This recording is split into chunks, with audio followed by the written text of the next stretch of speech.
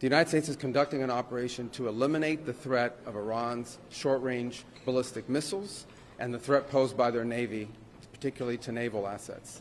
That is what it is focused on doing right now, and it's doing quite successfully. I'll leave it to the Pentagon and the Department of War to discuss the tactics behind that and the progress that's being made. That is the clear objective of this mission. There's two reasons why now.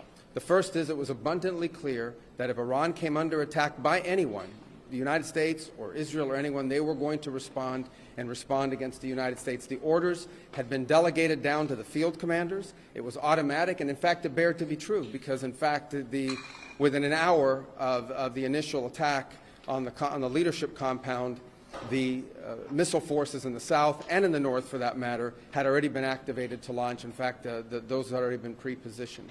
The third is the assessment that was made that if we stood and waited for that attack to come first before we hit them, we would suffer much higher casualties. And so the President made the very wise decision. We knew that there was going to be an Israeli action. We knew that that would precipitate an attack against American forces. And we knew that if we didn't preemptively go after them before they launched those attacks, we would suffer higher casualties and perhaps even higher those killed. And then we would all be here answering questions about why we knew that and didn't act. The purpose of this is to destroy that missile capability. Why does Iran want that ballistic missile capability? What they are trying to do and have been trying to do for a very long time is build a conventional weapons capability as a shield where it can hide behind. Meaning, there would come a point where they have so many conventional missiles, so many drones, and it can inflict so much damage that no one can do anything about their nuclear program. That is what they were trying to do, is put themselves in a place of immunity where the damage they could inflict on the region would be so high that no one can do anything about their nuclear program or their nuclear ambitions. You see the attacks they're conducting right now? They're attacking airports.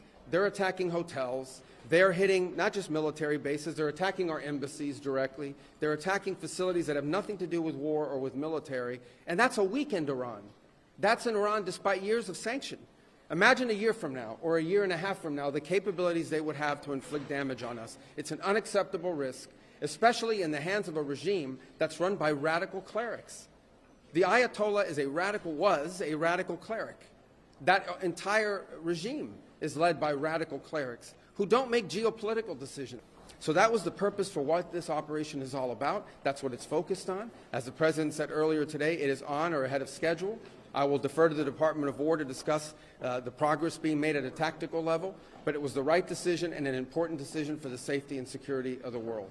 So two things, and two things can be true. Number one is our mission and our focus is the destruction of their ballistic missile capabilities and their ability to manufacture them, as well as the threat posed by their Navy to global shipping. That's the objective.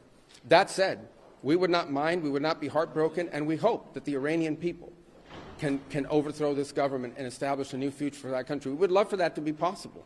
But the objective of this mission is the destruction of their ballistic missile capabilities and of their naval capabilities.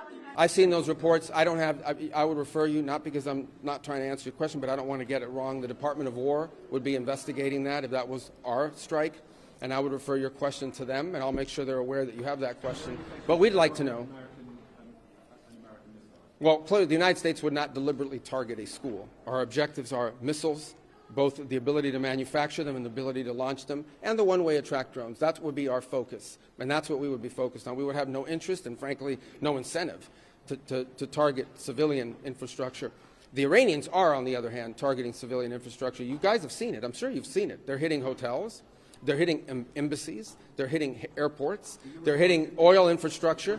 Well, let me say two things about it. Number one, the President always has the options to undertake whatever operations he decides to do as the Commander-in-Chief. That said, we believe the objective that we have set for this mission, which is the destruction of their ballistic missile capabilities, both launch capability and manufacturing, can be achieved without ground forces. Right now, we're not postured for ground forces, but obviously the President has those options. He's never going to rule out anything.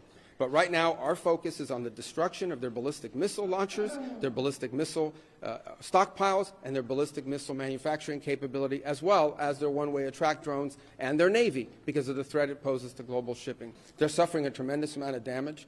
Honestly, again, I'm not going to give away the details of our tactical efforts, but the hardest hits are yet to come from the U.S. military.